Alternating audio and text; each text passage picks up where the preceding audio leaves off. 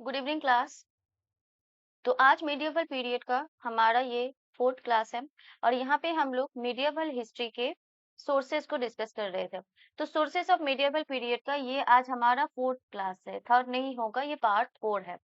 तो आज के क्लास में हम लोग डिस्कस करेंगे ट्रैवलर्स अकाउंट को। लास्ट क्लास में मैंने ट्रैवलर्स अकाउंट को नहीं डिस्कस किया था, राइट। इससे पहले के जितने भी लिटरेरी सोर्सेस है वो सब कुछ हम लोगों ने डिस्कस कर लिया था। आज के क्लास में ट्रैवलर्स अकाउंट को डिटेल में डिस्कस करेंगे। देन हम लोग दो एक्स्ट्रा पॉइंट्स भी डिस्कस करेंगे। First, what do travellers account tell us, travellers account से हमें क्या क्या पता चलता है, ठीक है। And then what are the limitations, limitations क्या है ट्रैवलर्स अकाउंट के। क्लियर? चलिए,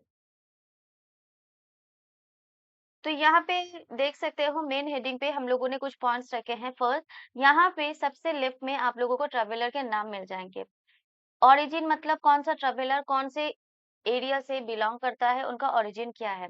देन कौन से पीरियड से वो रिलेटेड है, ठीक है, कौन से पीरियड से वो बिलोंग करते हैं, और कौन से रूलर के टाइम वो उन्होंने ट्रेवल किया था। उसके बाद उनका इम्पोर्टेंट वर्क क्या है, अकाउंट क्या है, मेजर एरियाज डिस्क्राइब, उन्होंने अपने वर्क में कौन से एरियाज को डिस्क्राइब किया है, और की यूपीएससी फैक्ट्स, ठीक है। यूपीएससी इसलिए दिया है ताकि आप लोग थोड़ा सा सीरियसली ले इस चैप्टर्स को, ठीक है। चलिए, फर्स्ट हम लोग बात करेंगे ऑल बिरोनी की। फर्स्ट बहुत इंपॉर्टेंट एक ट्रैवलर है। हर बार यूपीएससी, स्टेट पीसीएस एग्जामिनेशन या कोई भी एग्जामिनेशन हो, हिस्ट्री जहाँ हिस्ट्री से जहाँ से क्वेश्चंस आते हैं, ऑल बिरुनी से क्वेश्चंस आना तय है, राइट। कहीं ना कहीं पे कोई ना कोई सेगमेंट्स में आपको ऑल बिरुनी से रिलेटेड क्वेश्चंस मिल जाएंगे। तो पहला ट्रैवलर हम लोग ऑल बिरुनी से ही कवर करेंगे। अब ये सेंट्रल एशिया से बिलोंग करते थे। इनका ओरिजिन क्या था, खवाराजम, जो कि सेंट्रल एशिया में सिचुएटेड है। टर्म को याद रखिएगा, जो भी प्लेस का नेम है उसको ध्यान में रखिएगा, ठीक है। कितने मतलब कौन से टाइम पीरियड से बिलोंग करते हैं, 11th सेंचुरी। और उनके टाइम पे जब इन्होंने ट्रेवल किया था तो उनके टाइम पे रूलर हुआ करते थे महमूद ऑफ गजनी। इनका सबसे इम्पोर्टेंट जो बुक है ये था किताब उल हिंद, ओके, जो कि बहुत ही फेमस है हिस्ट्री में। चलो, अब यहाँ पे अपनी किताब में उन्होंने क्या क्या डिस्क्राइब किया था, इंडियन रिलीजियन को, फर्स्ट, सेकंड फिलोसॉफी को, थर्ड कास्ट को, fourth science, fifth mathematics, six astronomy and seventh customs को। तो सोचो, ऑल बिरुनी ने अपने अकाउंट्स में कितने सारे एरिया को डिस्क्राइब किया था। इंडियन रिलीजियन क्या है, फिलोसफी क्या है, कास्टिज्म क्या है, इंडिया में कास्टिज्म के कितने टाइप्स है, ठीक है, कौन सा वो बेसिस है, साइंस, मैथमेटिक्स, एस्ट्रोनॉमी, कस्टम्स, ये सारा सब कुछ आपको ऑल बिरुनी के ट्रैवल अकाउंट में देखने को मिल जाएगा।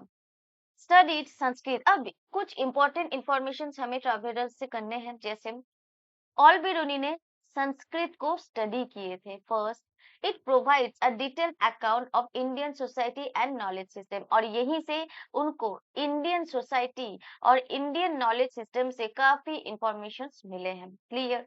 अब क्योंकि बात ये आता ही है कि ट्रैवलर्स जो कि इंडियन थे नहीं, बाहर से ट्रैवल करते हुए इंडिया पे आए थे, तो इंडिया के religion, philosophy, caste, science, mathematics के बारे में इनको कैसे पता, क्योंकि उन्होंने संस्कृत को स्टडी किया था, जहां से उनको इंडियन सोसाइटी के बारे में पता चला कि उस टाइम पे इंडियन सोसाइटी कैसे हुआ करता था, सोशल सिस्टम क्या थे, ठीक है, सोशल सिस्टम के बेसिस क्या थे, सोशल ऑर्गेनाइजेशंस क्या हुआ करते थे। क्लियर? और इंडिया का नॉलेज सिस्टम क्या था, ठीक है, इंडिया का नॉलेज सिस्टम क्या क्या था, वैदिक सिस्टम क्या था, इंडिया का फिलोसफी क्या था। तो इन सब के बारे में ऑल बिरुनी को संस्कृत को स्टडी करते हुए ही मिला है। क्लियर? नाउ, अब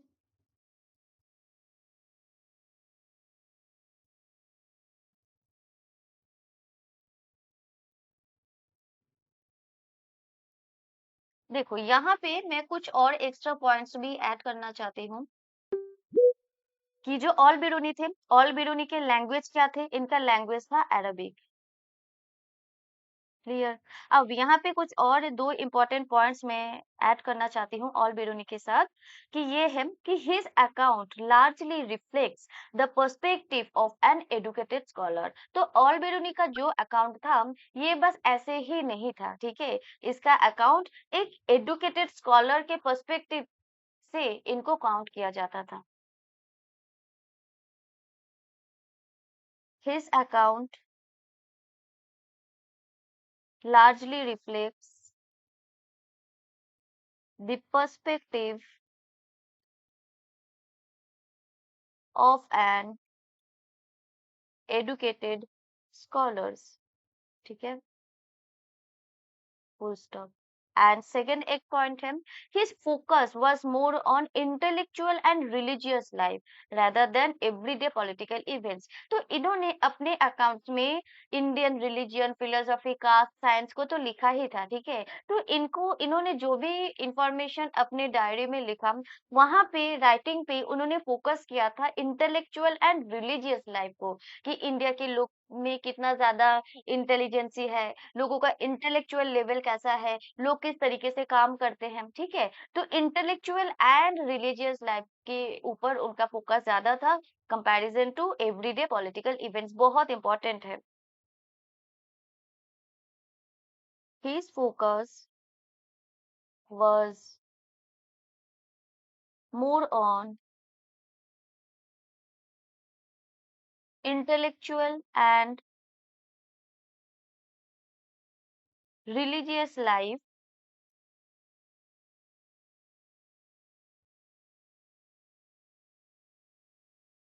rather than everyday political events। ये आप लोगों को ध्यान में रखना है, क्योंकि ये एक बार क्वेश्चन में आ चुका है कि ऑल बेरोनी का जो अकाउंट था, उन पे उन्होंने किस पे फोकस किया था। तो यहाँ से आप देख सकते हो कि his focus was more on intellectual and religious life rather than everyday political events. Clear है? चलो, हमारा नेक्स्ट ट्रैवलर है, मेरी वॉइस नहीं आ रही है तो आप एक बार रीजॉइन कर लो वैष्णवी, क्योंकि बाकी स्टूडेंट्स को तो आ रही है। ओके, सेकंड हमारा ट्रैवलर है जिनका नाम है मार्को पोलो। कहाँ से बिलोंग करते हैं? वेनिस, इटली, ठीक है। कौन से पीरियड से बिलोंग करते हैं? 30th century. और साउथ इंडियन किंगडम पे उन्होंने ट्रैवल किए थे, ठीक है। और उनका मेजर अकाउंट कोई भी स्पेसिफिकली नाम से नहीं है, बस उनका ट्रैवल डॉक्यूमेंट से, ट्रैवल अकाउंट से, ठीक है। अब इन्होंने अपने ट्रैवल डॉक्यूमेंट्स में, ट्रैवल अकाउंट्स में किनके मतलब उनका उन्होंने क्या डिस्क्राइब किया था, तो साउथ इंडिया के बारे में उन्होंने बताया था। मार्को पोलो ने अपने ट्रैवल डॉक्यूमेंट्स में साउथ इंडिया के बारे में बात की थी, साउथ इंडिया के ट्रेड पोर्ट्स के बारे में उन्होंने डिस्क्राइब किया था, साउथ इंडिया के कस्टम्स, साउथ इंडिया के सोशल प्रैक्टिसेस के बारे में उन्होंने डिस्क्राइब किया था। क्लियर? और ये एक इम्पोर्टेंट सोर्स भी है for south Indian society and maritime trade. बहुत इंपॉर्टेंट है। यहाँ पे जितने टॉपिक के ऊपर मैं बात कर रही हूँ सब PYQ बेस्ड है और सब आपके एग्जाम्स के लिए इम्पोर्टेंट है, यहाँ पे कुछ भी एक्स्ट्रा नहीं है। तो ये ना एक बार PYQs में ऑलरेडी आ चुका है कि south Indian society and maritime trade के लिए सबसे इम्पोर्टेंट सोर्स किसको माना जाता है, ठीक है। तो वो होगा मार्को पोलो के ट्रैवल अकाउंट को। क्लियर? Good evening Kartik.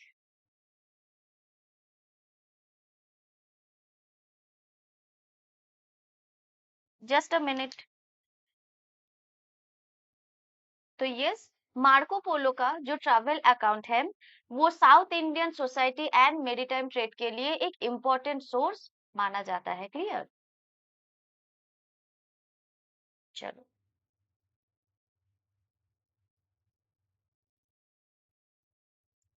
अब हम लोग बात करेंगे इब्न बतूता के बारे में। ये एक बहुत इंपॉर्टेंट ट्रैवलर है। आप लोग अगर हिस्ट्री के PYQ उसको सॉल्व करोगे तो इब्न बतूता को पहचानते ही होगे, है ना। तो इब्न बतूता कहाँ से बिलोंग करते हैं? मोरक्को से बिलोंग करते हैं। 14th सेंचुरी के ट्रैवलर है और जब ये इंडिया में ट्रैवल करने आए थे उस टाइम पे मोहम्मद बिन तुगलक रूलर हुआ करता था। इनका सबसे इम्पोर्टेंट जो वर्क है उसका नाम है रिहाला। बहुत इंपॉर्टेंट है, बहुत बार एग्जाम में आ चुका है, स्टेट PCS एग्जाम का, इनफैक्ट UPSC का प्रीलिम्स का बहुत ही चहेता क्वेश्चन हुआ करता था, ठीक है। रिहाला। अब रिहाला में इब्न बतूता ने क्या डिस्क्राइब किया था? फर्स्ट, दिल्ली सल्तनत के बारे में उन्होंने बताया था, क्योंकि दिल्ली सल्तनत में उन्होंने इंडिया में आए थे, उन्होंने वहाँ पे रहा था, तो इसीलिए दिल्ली सल्तनत के बारे में उन्होंने बताया। दिल्ली सल्तनत के एडमिनिस्ट्रेशन, रूट्स, पोस्टल सिस्टम के बारे में उन्होंने डिस्क्राइब किया अपने डॉक्यूमेंट में। ट्रेड, सिटी, सोशल लाइफ के बारे में बताया, ठीक है। और वो इब्न बतूता मोहम्मद बिन तुगलक के एक काजी भी हुआ करते थे, ठीक है। Provides detail observations of Tughlaq rain, और इसीलिए तुगलक जो मोहम्मद बिन तुगलक थे या फिर उसके बाद जितने भी रूलर्स आए हैं, तुगलक रेंज के बारे में वो डिटेल इंफॉर्मेशन देते हैं, राइट।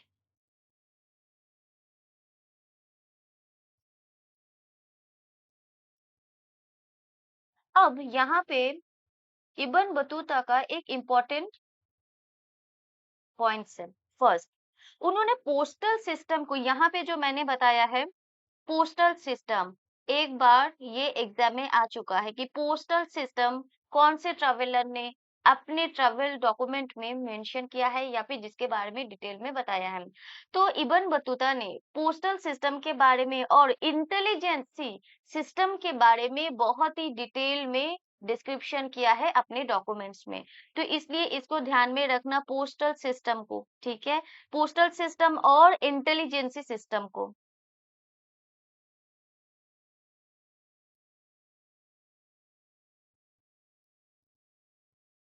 क्लियर? अब provides information about cities, markets and social life.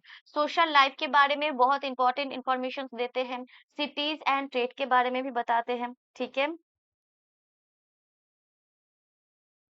अब एक और इम्पोर्टेंट बात, इनके इन्होंने जो भी इंफॉर्मेशन हमें बताया है through his document, travel document, उनसे कभी कभी ना एक कॉन्ट्रास्ट समझ में आया था। कैसा? कि रूलर्स, कॉन्ट्रास्ट बिटवीन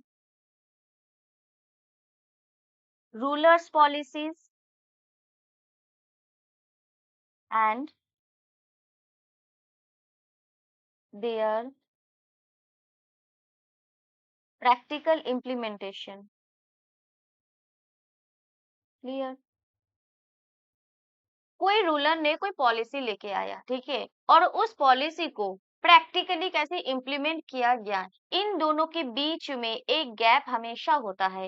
ये गैप हमें इब्न बतूता के ट्रैवल डॉक्यूमेंट से पता चला है, और यहीं से ये कॉन्ट्रास्ट फर्स्ट टाइम लोगों को समझ में भी आया है कि रूलर्स के पॉलिसीज क्या हैं, उनके पॉलिसीज जब पेन एंड पेपर में होते हैं थियोरिटिकली उनका रिजल्ट क्या होता है, लेकिन किस तरीके से प्रैक्टिकली जब उनको इम्प्लीमेंट किया जाता है तो उनका रिजल्ट क्या होता है, इन दोनों में डिफरेंस क्या है। तो यही डिफरेंस, यही कॉन्ट्रास्ट इब्न बतूता के ट्रैवल डॉक्यूमेंट से हमें पता चला है। बहुत इंपॉर्टेंट है। जो एक्स्ट्रा पॉइंट्स मैं आप लोगों को बता रही हूँ, प्लीज आप लोग उसको नोट डाउन कर लीजिएगा अपने नोट्स में, ठीक है। क्योंकि ये छोटे छोटे इंफॉर्मेशन बहुत मोटा काम कर जाता है, ठीक है। एग्जामिनेशन हॉल में ये काफी इंपॉर्टेंट हो जाता है और उस टाइम पे ध्यान में नहीं रहता, ठीक है। चलो,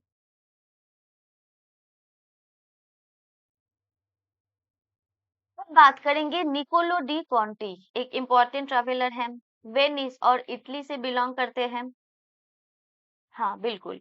15th सेंचुरी से 15th सेंचुरी के ये ट्रैवलर है। विजयनगर पीरियड से ये रिलेटेड है, या फिर विजयनगर पीरियड पे ये ट्रैवल करते हुए पहुंचे थे। इनका कोई स्पेसिफिकली कोई बुक का नाम नहीं है। इनके डॉक्यूमेंट्स को भी हम लोग ट्रैवल अकाउंट बोलते हैं। अब इन्होंने विजयनगर को ट्रैवल किया था, विजयनगर में ट्रैवल करते हुए पहुंचे थे, तो इसीलिए विजयनगर एम्पायर की सिटीज, ट्रेड, सोसाइटी, कस्टम के बारे में उन्होंने इंपॉर्टेंट इंफॉर्मेशन दिए थे, और इसीलिए ये एक इम्पोर्टेंट यूरोपियन अकाउंट बन जाता है ऑफ विजयनगर एम्पायर, ठीक है। इम्पोर्टेंट यूरोपियन अकाउंट, देखो ये पर्शियन, बहुत सारे पर्शियन ट्रैवलर इंडिया में आए थे, बहुत सारे अमेरिकन ट्रैवलर इंडिया में आए थे, बहुत सारे यूरोपियन ट्रैवलर इंडिया में आए थे, राइट। अब विजयनगर एम्पायर में एक इम्पोर्टेंट यूरोपियन ट्रैवलर ट्रैवल करते हुए पहुंचे थे, और उन्होंने अपने डॉक्यूमेंट्स में विजयनगर एम्पायर से रिलेटेड इंफॉर्मेशन दी। तो इसीलिए विजयनगर के बारे में कोई एक इम्पोर्टेंट यूरोपियन अगर डॉक्यूमेंट हमारे पास है, तो वो है निकोलो डी कॉन्टी के ट्रैवल अकाउंट, और इसीलिए ये विजयनगर एम्पायर के यूरोपियन अकाउंट में से एक इम्पोर्टेंट डॉक्यूमेंट है। ये पॉइंट क्लियर हुआ?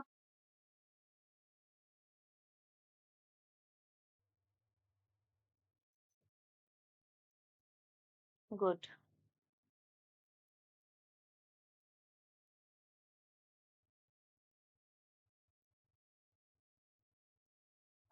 अभी आप लोग देखोगे आने वाले अभी स्लाइड्स में कि विजयनगर पे काफी सारे ट्रैवलर ट्रैवल करते हुए पहुंचे थे, राइट?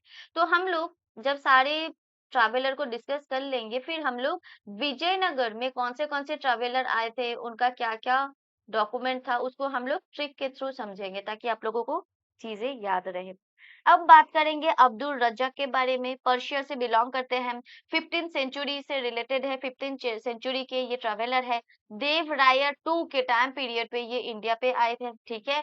ट्रैवल अकाउंट है, ये भी विजयनगर एम्पायर में आए थे, ठीक है। अब्दुल रज्जाक, अब इन्होंने विजयनगर एम्पायर में आके विजयनगर एम्पायर के कैपिटल के बारे में, रॉयल कोर्ट के बारे में, एडमिनिस्ट्रेशन के बारे में, मार्केट के बारे में इंपॉर्टेंट इंफॉर्मेशन अपने ट्रैवल अकाउंट में रखा, लिखा और डिस्क्राइब भी किया।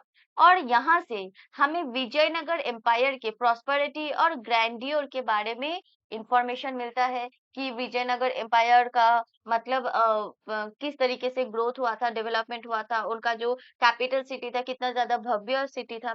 तो ये प्रॉस्पेरिटी मतलब कितना ज्यादा मतलब खर्चा करके एक आलीशान कैपिटल बनाया गया था, ठीक है। तो वो सारी चीजें हमें अब्दुल रज्जाक के डॉक्यूमेंट से पता चलता है। समझ आया? चलो। और इनके एक पॉइंट में बता देती हूँ कि अब्दुल रज्जाक के ये ही ट्रैवल अकाउंट से हमें एविडेंस भी मिलता है wealth and urban grandeur of Vijayanagar. देखो यहाँ पे अगर सिर्फ बोला जाए ग्रैंडियर तो नहीं, तो यहाँ पे होगा wealth and urban grandeur of Vijayanagar. कितना ज्यादा विजयनगर एम्पायर के पास कैपिटल हुआ करता था, उनका अर्बन एरिया कितना ज्यादा अच्छे तरीके से बनाया हुआ था, तो ये सब कुछ हमें अब्दुल रज्जाक के डॉक्यूमेंट से पता चलता है। नेक्स्ट,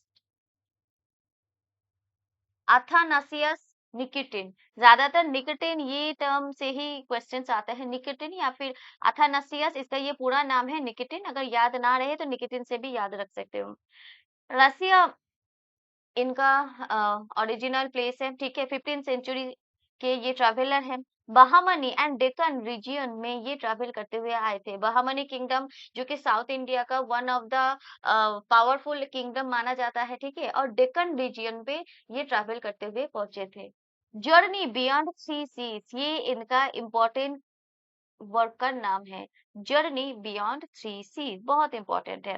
अब ये डेक्कन रीजियन पे आए थे, आप सबको पता है डेक्कन रीजियन कौन है, तो मैं भी बता नहीं रही हूँ। बहामनी किंगडम पे आए थे, तो ऑब्वियस सी बात है अपने डॉक्यूमेंट्स पे उन्होंने यही दो रीजन के बारे में बताया होगा। तो डेक्कन के बारे में, बहामनी किंगडम के बारे में, यहाँ के सोसाइटी, ट्रेड, रिलीजियन के बारे में ये इंपॉर्टेंट इंफॉर्मेशन अपने डॉक्यूमेंट में रखते हैं।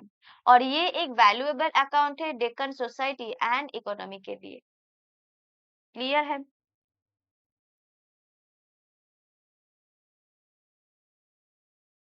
Just a minute now. बात करेंगे दुआर्ते बरबोसा की, पोर्टुगल से हैं, अर्ली 16 सेंचुरी के ट्रैवलर हैं। और इनका जो ट्रैवल अकाउंट है उनका नाम है book of Duarte बरबोसा।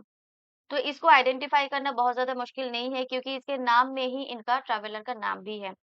Coastal India के बारे में इन्होंने अपने डॉक्यूमेंट में बहुत सारे इंपॉर्टेंट इंफॉर्मेशन दिए थे। इसके अलावा कोस्टल इंडिया के ports, trade, occupation and custom के बारे में हमें पता चलता है यहाँ से। और ये एक इम्पोर्टेंट सोर्स है for maritime trade and coastal society के लिए। मेरीटाइम ट्रेड उस टाइम पे इंडिया में कैसा था, किस तरीके से होता था, इसके बारे में हमें पता चलता है। और कोस्टल सोसाइटी के बारे में वैल्यूएबल इंफॉर्मेशन हमें दुआर्ते बरबोसा के डॉक्यूमेंट से पता चलता है। क्लियर? आप लोगों को समझ में आ रहा है ना हम लोग क्या डिस्कस कर रहे हैं, क्या नहीं डिस्कस कर रहे हैं, मतलब? चलो।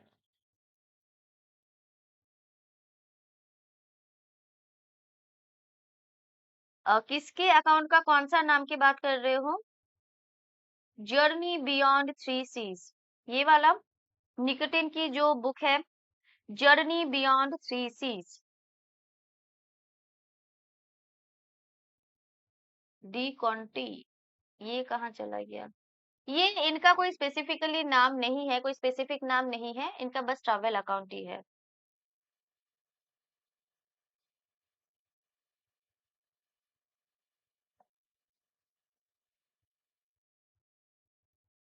बात करेंगे डोमिंगो पाएस की, पोर्टुगल से बिलोंग करते हैं, 16th सेंचुरी के ट्रैवलर है। कृष्ण देव राया के पीरियड पे इंडिया पे आए थे। ट्रैवल अकाउंट उनका भी, ट्रैवल डॉक्यूमेंट का कोई स्पेसिफिक नाम नहीं है। विजयनगर एम्पायर में आए थे, तो विजयनगर एम्पायर के capital, army, markets, festivals and agriculture के बारे में हमें इंपॉर्टेंट इंफॉर्मेशन इनके ट्रैवल डॉक्यूमेंट से मिलते हैं, ठीक है। And one of the most important sources for Krishnadeva Raya's reign, ये इंपॉर्टेंट है। कृष्णदेव राया के टाइम पे कौन से पीरियड, मतलब कौन से ट्रैवलर इंडिया में आए थे, विजयनगर एम्पायर में आए थे, ये काफी बार पीवाईक्यूज में आ चुका है। क्लियर?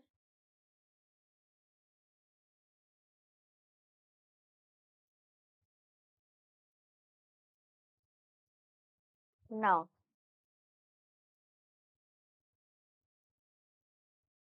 अच्छा एक और बात, कि ये जब विजयनगर एम्पायर में आए थे, तो यहाँ के मार्केट के बारे में बताया था, ठीक है। तो यहाँ पे ऐसा मत सोचिएगा कि मार्केट के बारे में आधी अधूरी इंफॉर्मेशन दी थी, नहीं। डोमिंगो पायस ने डिटेल्ड अकाउंट दिया था of markets and commercial activity. Detailed info किसके बारे में? मार्केट्स एंड कमर्शियल एक्टिविटी के बारे में। क्लियर है? अब ये मार्केट एंड कमर्शियल एक्टिविटी कौन से एम्पायर के बारे में बताया था? ऑब्वियसली विजयनगर एम्पायर के बारे में बताया था। यहाँ पे देखो आर्मी के बारे में भी बताया है, तो यहाँ पे इन्होंने मिलिट्री ऑर्गेनाइजेशन को डिस्क्राइब किया था कि विजयनगर एम्पायर में मिलिट्री ऑर्गेनाइजेशन कैसा था, किस तरीके से था, ठीक है, कितने सेगमेंट्स थे, कितने सोल्जर्स थे, कितने ट्रूप्स थे, कौन से डिपार्टमेंट हुआ करता है, ठीक है। उसके बाद लार्ज फोर्सेस क्या है, इन सब के बारे में इन्होंने डिटेल इंफॉर्मेशन दिया है। मैंने बता दिया है, अब मैं लिख नहीं रही हूँ। एग्रीकल्चर के बारे में बताते हैं, एग्रीकल्चर के बारे में बहुत सारे इरिगेशन सिस्टम के बारे में बताते हैं, ठीक है। तो एग्रीकल्चर में कौन से क्रॉप का कल्टीवेशन हुआ करता था, किस तरीके से होता था, ठीक है। इसके अलावा इरिगेशन सिस्टम क्या था, तो इसके बारे में भी हमें इंफॉर्मेशन मिलता है। और कृष्णा देव राया के बारे में तो पता चलता ही है, ठीक है। नाउ हमारे नेक्स्ट ट्रैवलर है, जिनका नाम है फर्नाउ नूनीज, बहुत इंपॉर्टेंट है, पुर्तगाल से बिलोंग करते हैं, 16th सेंचुरी के ट्रैवलर है, विजयनगर एम्पायर में आए थे। देखो विजयनगर एम्पायर से रिलेटेड काफी सारे ट्रैवलर आप लोगों को मिल रहे हैं, राइट। अभी जैसे ही ये ट्रैवलर का नाम खत्म होगा, मैं विजयनगर एम्पायर से रिलेटेड ट्रैवलर को एक बार बता दूंगी और कुछ ट्रिक दे दूंगी। क्लियर? अब इनका जो डॉक्यूमेंट था, ये क्रॉनिकल के नाम से जाना जाता था और सिंपल ट्रैवल डॉक्यूमेंट था। फरनौ नूनीज का जो ट्रैवल डॉक्यूमेंट हुआ करता था, वो ट्रैवल अकाउंट के नाम से जाना जाता था, ट्रैवल क्रॉनिकल्स के नाम से जाना जाता था। विजयनगर एम्पायर के रूलर्स, वॉर्स, सक्सेशन, सोसाइटी के बारे में इन्होंने डिस्क्राइब किया था अपने डॉक्यूमेंट में। और ये विजयनगर एम्पायर के पॉलिटिकल हिस्ट्री का एक इम्पोर्टेंट सोर्स हुआ करता है। क्लियर? चलो नेक्स्ट, फ्रांकोइस बर्नर, फ्रांस से बिलोंग करते हैं, 17th सेंचुरी के ट्रैवलर है। औरंगजेब के टाइम पे इंडिया पे ट्रैवल करते हुए आए थे। इनका भी कोई स्पेसिफिक नाम नहीं है अपने ट्रैवल डॉक्यूमेंट का, बस ट्रैवल अकाउंट। अब औरंगजेब मुगल पीरियड से रिलेटेड है, तो ऑब्वियस सी बात है कि इन्होंने अपने ट्रैवल डॉक्यूमेंट में मुगल पीरियड के बारे में ही बताया होगा।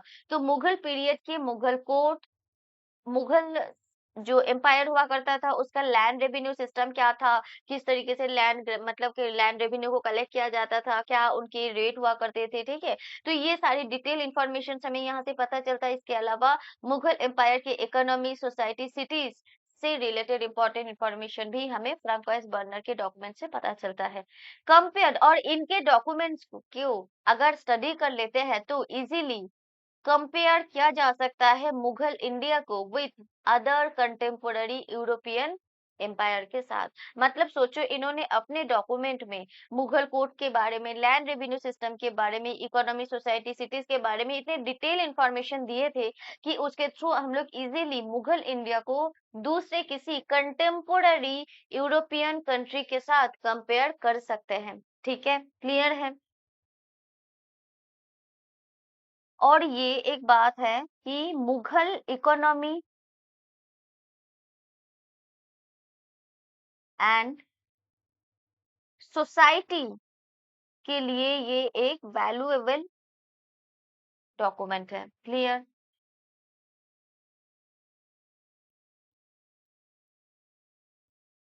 नेक्स्ट, जीन बैप्टिस्ट टावर्नियर, बहुत इंपॉर्टेंट है।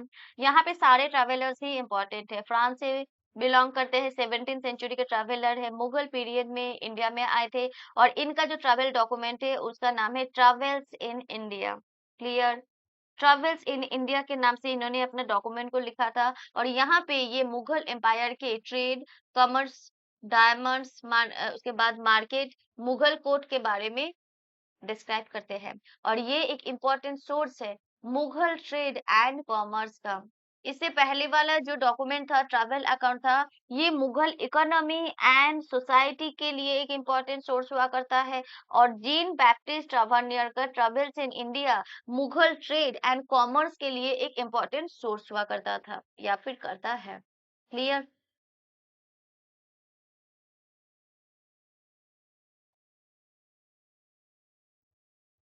निकोलो मानिशी मानुसी वेनिस और इटली से बिलोंग करते हैं, 17th और 18th सेंचुरी के ट्रैवलर है, मुगल पीरियड में इंडिया में आए थे। स्टोरिया डो मोगोर, बहुत ही अजीब नाम है, बट ये इनका ट्रैवल डॉक्यूमेंट है। Mughal court, Mughal politics, war, society के बारे में डिस्क्राइब करते हैं।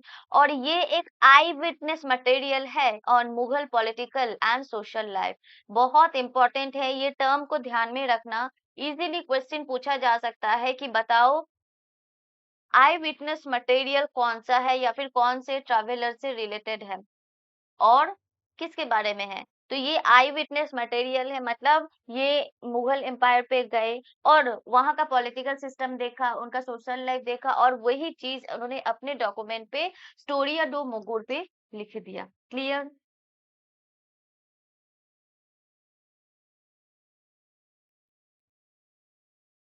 यहाँ तक क्लियर है, सबको समझ आया। नेक्स्ट, तो ये सब था हमारे ट्रैवलर्स अकाउंट से रिलेटेड इंपॉर्टेंट इंफॉर्मेशन। अब मैंने बताया था कि विजयनगर एम्पायर के इंपॉर्टेंट ट्रैवल डॉक्यूमेंट्स मैं बता दूंगी, है ना। Just a minute. यस, देखो,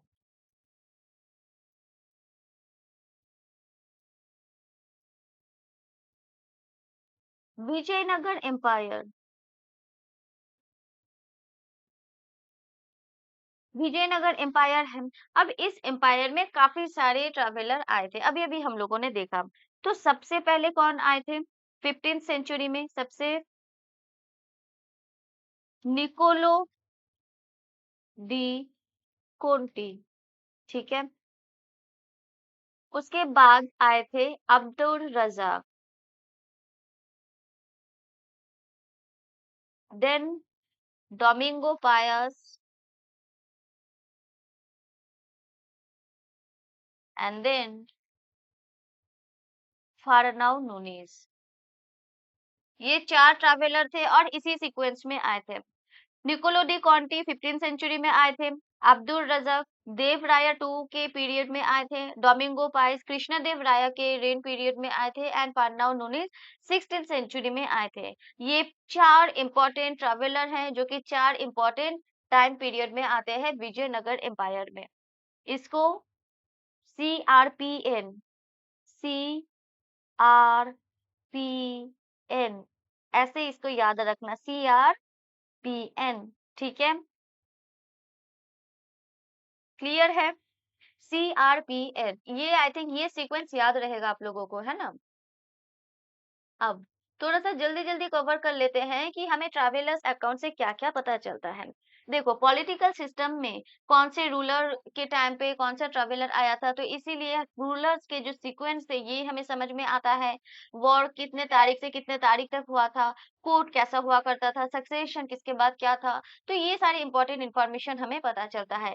एडमिनिस्ट्रेटिव सिस्टम जैसे ऑफिशियल्स के डिपार्टमेंट क्या थे, कौन से ऑफिशियल्स हुआ करते थे, जस्टिस सिस्टम क्या था, जुडिशियल सिस्टम कैसे हुआ करता था, जुडिशियल सिस्टम में कौन मेन हेड होता था, चीफ जस्टिस कौन हुआ करते थे, ठीक है, टैक्सेशन सिस्टम, पोस्टल सिस्टम, ये सारी इंपॉर्टेंट इंफॉर्मेशन हमें ट्रैवलर अकाउंट से पता चलता है। देन इकोनॉमिक सिस्टम में trade, market, agriculture, prices, occupation पता चलता है।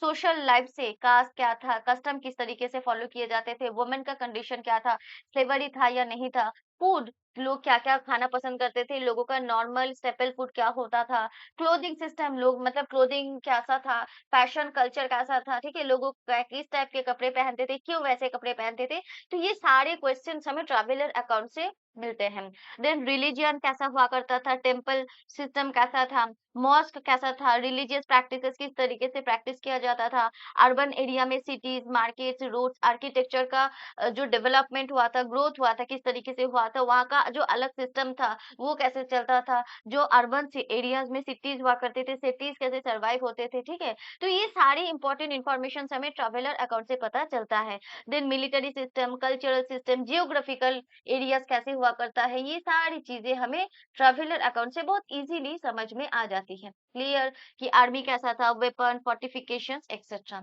अब हम लोग बात करेंगे ट्रैवलर अकाउंट से रिलेटेड एक बहुत ही इम्पोर्टेंट पॉइंट को, जो कि है लिमिटेशंस, कि ट्रैवलर अकाउंट का कोई क्या लिमिटेशन हो सकता है, या फिर ये ट्रैवलर अकाउंट एकदम 100% मतलब ट्रूथ है, या फिर 100% सॉलिड इंफॉर्मेशन देता है। देखो, ट्रैवलर अकाउंट से जितने भी इंफॉर्मेशन मिलते हैं वो सब सही है, लेकिन इस इंफॉर्मेशन में भी कुछ लिमिटेशंस होती हैं, क्योंकि आफ्टर ऑल ये किसी इंसान ने ही लिखा है। अब इंसान लिखेगा तो उस इंसान में पर्सनल बायस तो होगा।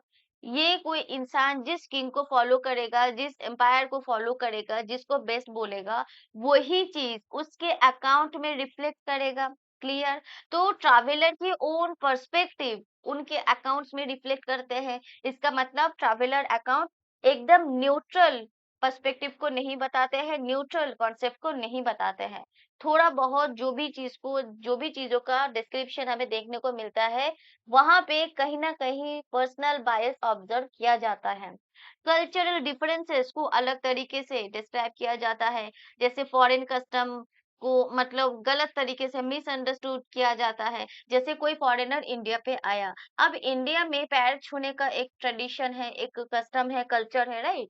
कि हम लोग बड़ों के पैर छूते हैं। अब कोई यूरोपियन इंडिया में आता है और ये देखता है कि अरे यहाँ पे लोग तो जबरदस्ती लोगों के पैर पड़ रहे हैं, तो फॉरेन मतलब दूसरे किसी कंट्री के कस्टम को, कल्चर को मिसअंडरस्टैंड करने का, मिसअंडरस्टूड करने का एक प्रॉब्लम हो सकता है, क्योंकि फॉरेनर्स है, वो कोई भी नेटिव कल्चर को एज इट इज नहीं समझ सकता है। क्लियर? जैसे यहाँ पे इंडिया में सारे लोग एक साथ मिलके खाना खाते हैं, बट यूरोप में, फॉरेन कंट्रीज में लोग ऐसा नहीं है। लोगों को लगता है अरे खाना खाने के लिए एक साथ बैठने की जरूरत थोड़ी ना है। तो इसीलिए कल्चरल डिफरेंसेस का बहुत ही विजिबल एविडेंसेस हमें मिलते हैं, और कल्चरल डिफरेंसेस भी इनके जो इन्होंने जो भी डॉक्यूमेंट लिखा होगा वहां पे ऑब्जर्व कर सकते हैं।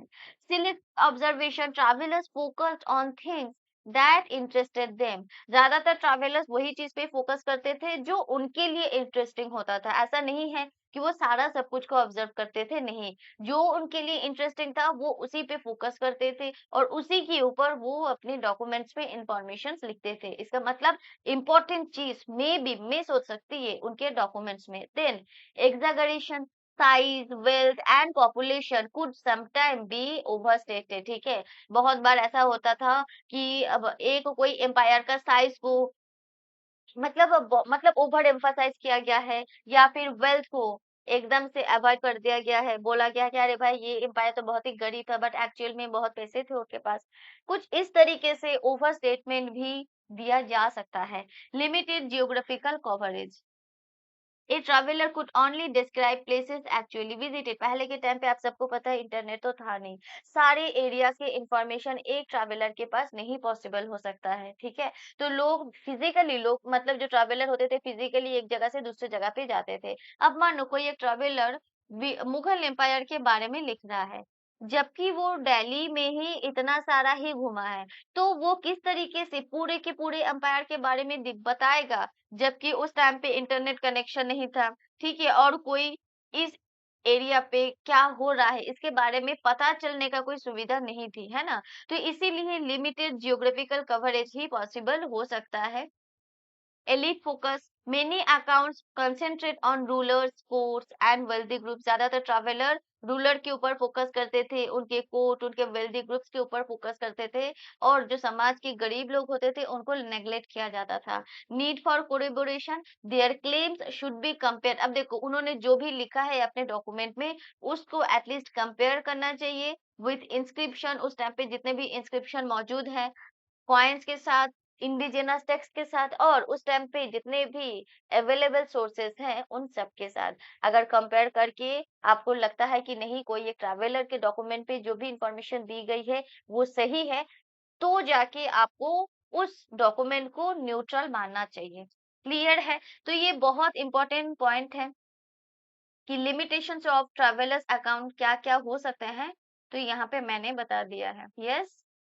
तो आज के क्लास में हम लोगों ने travellers account, then travellers account की इंपॉर्टेंस एंड लिमिटेशंस को डिस्कस कर लिया है, राइट। चलो फिर आज का क्लास हम लोग अभी का क्लास यहीं पे एंड करते हैं। Thank you so much.